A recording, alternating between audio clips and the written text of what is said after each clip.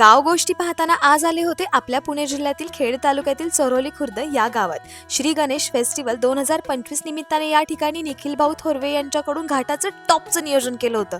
घाटात जाताना गाडे घेऊन न्यायची तयारी, घाटाच्या मागील गाडा मालक व बैलांना सजवण्याच्या वस्तू व बांधलेली बैलं दिसली। बरं, चरोलीच्या घाटात पहिल्या दिवशी कोण कोण होतं कॉमेंटमध्ये तुमचं नाव लिहा।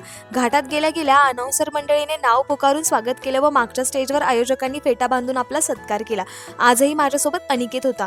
घाटातली गर्दी तर पहा, हे पहा, लहान मुलांचा बैलगाड्याचा नाद।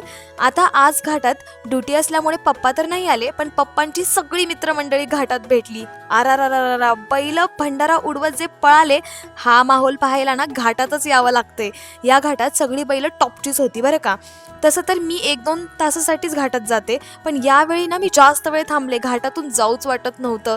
सगळ्याच बाऱ्या एवढ्या भारी होत्या ना, हे पहा, बसली की नाही बारी 12 सेकंदमध्ये, आणि टाळ्या पण वाजल्याच की। ही बारी कोणाची होती कॉमेंट करा। आता एक सांगू, या घाटात ना मुलगी मी एकटीच होते। बैलगाडा घाट हे असं ठिकाण आहे जिथे सगळ्यात सेफ फील होतं आणि गाडा मालक पुढे थांबायला जागा पण देतात, म्हणून मला घाटात जायला सगळ्यात जास्त आवडतं। आता इकडे आपली फॉलोअर्स मंडळी भेटली, सर्वांना हाय केलं, थँक्यू सो मच फॉलोअर्स मंडळी। आणि आता घाटातली भेळ खाऊन घरी निघालो। कशी वाटली मग चरोली खुर्दची यात्रा? आता लाईक आणि फॉलो करून जा।